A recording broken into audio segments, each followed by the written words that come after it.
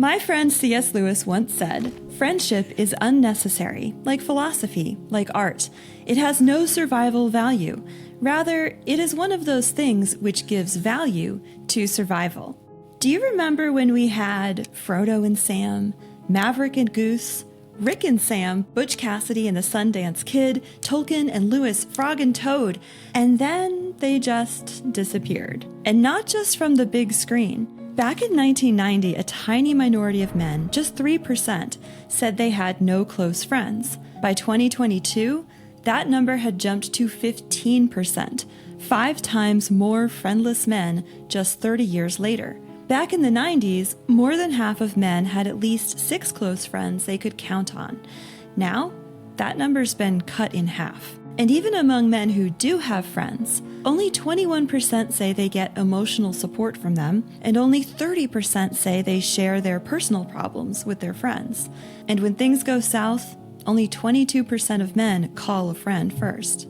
And listen, this isn't because men are too manly for feelings and friendship. In fact, in 2016, a YouGov poll found that while 65% of men over 65 describe themselves as completely masculine, only 28% of men aged 30 to 44 say the same. So the idea that toxic masculinity is what's keeping men from opening up doesn't hold water. The truth is more unsettling. Even as men have become more emotionally open and quote-unquote sensitive, their friendships have withered. No amount of think pieces about evolving male friendship will solve that crisis. Why? Well, as we say in the biz, it's complicated. There are so very many factors. Lack of third spaces, death of all male clubs, smartphones and social media leading to isolation and loneliness in every facet of society. But one reason sticks out as the root cause. But before I tell you what it is, here's one friend who has your back. Taylor Frigon Capital Management. Do you ever feel like your money is working against your values instead of for them? That's no way to build a future for your children and grandchildren.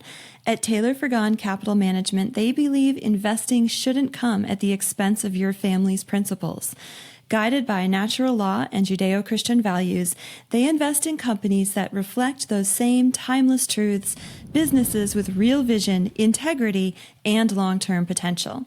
With a disciplined process rooted in decades of experience, including a legacy going back to the 1960s alongside T. Rowe Price, Taylor Frigon specializes in owning high-growth, publicly traded companies for the long haul.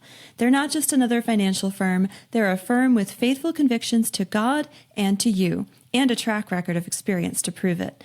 Whether you're a beginning investor, a hard-working family blessed with a high net worth, or an organization in need of a full suite of services, including tax, legal, and philanthropic planning, Taylor Frigon is fully capable of helping you through every meaningful financial decision you make. If you're ready to align your investments with your values, start the conversation today. Your children and grandchildren will thank you for it. Visit Taylor Frigon in the link below for a no-obligation consultation. And now back to some friends. Male friendship has been sexualized. Anthony Esolen puts it plainly. He says male friendship is being choked out by a culture that sees everything through the lens of sex. But to understand how we got here, we have to go back to a philosophical shift, one that changed how society talks about sexuality, identity, and friendship.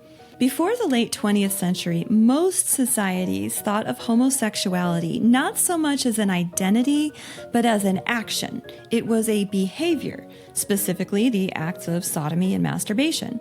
Sometimes tolerated, sometimes condemned, but it didn't always necessarily define a person. A man might have engaged in homosexual acts, but he wasn't necessarily considered a gay person. It was something he did, not always something he was.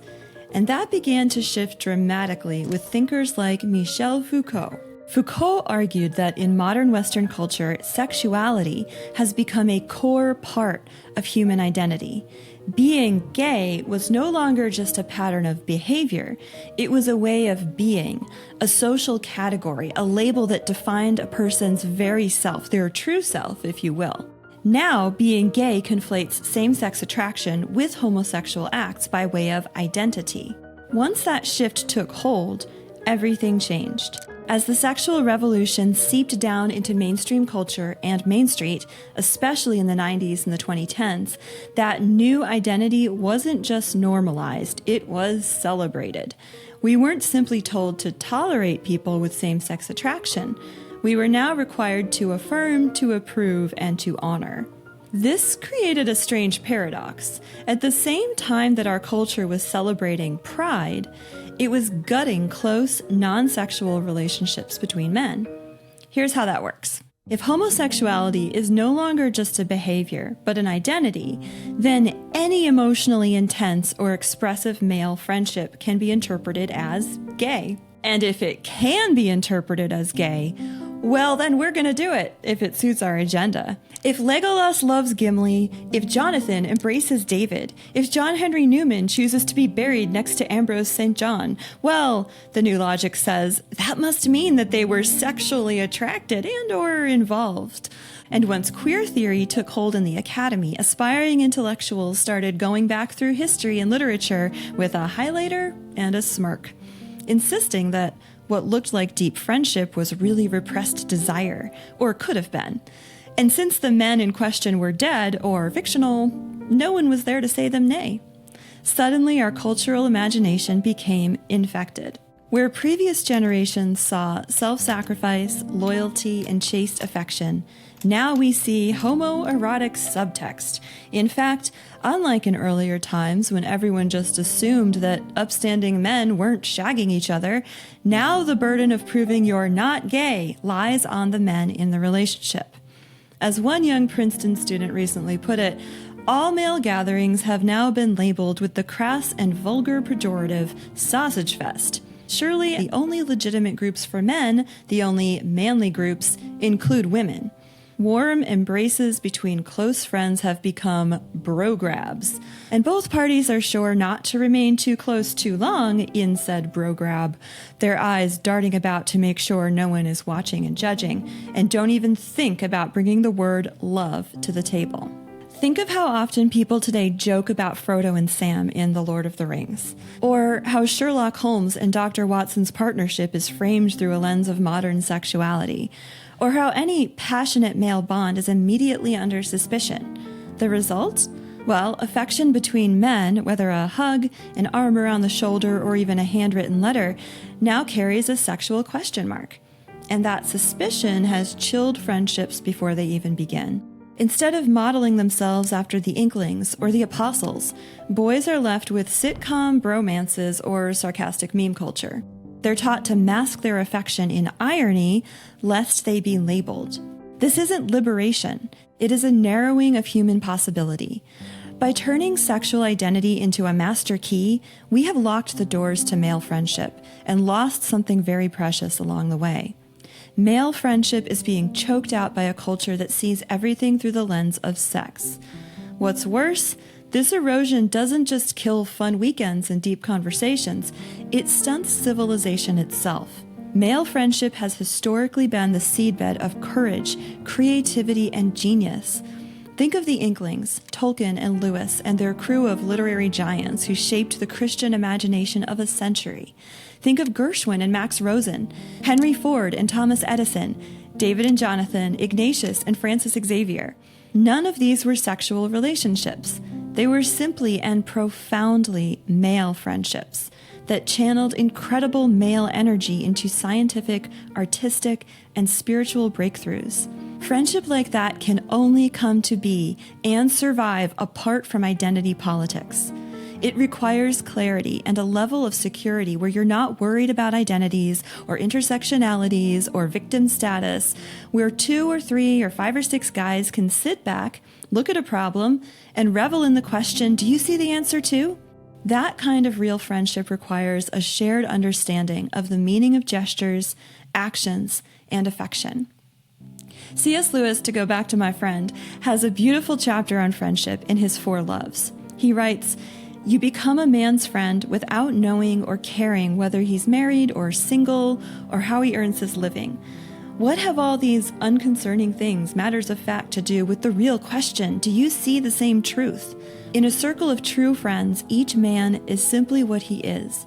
He stands for nothing but himself. That is the kingliness of friendship.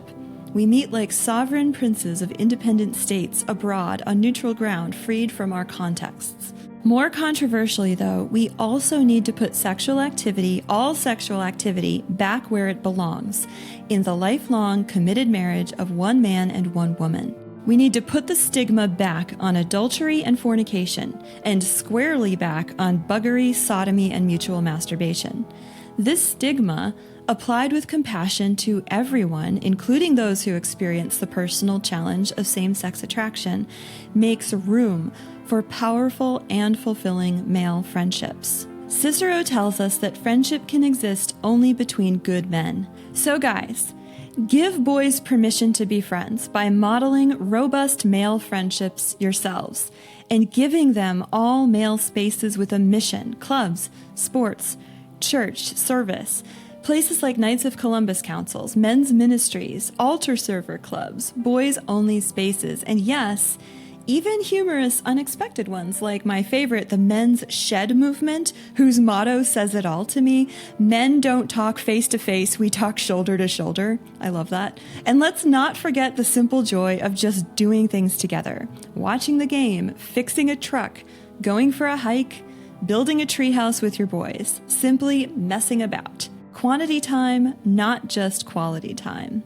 Friendship, true, loyal, risk-taking, soul-stirring friendship gave us great saints, heroes, inventors, artists, and thinkers.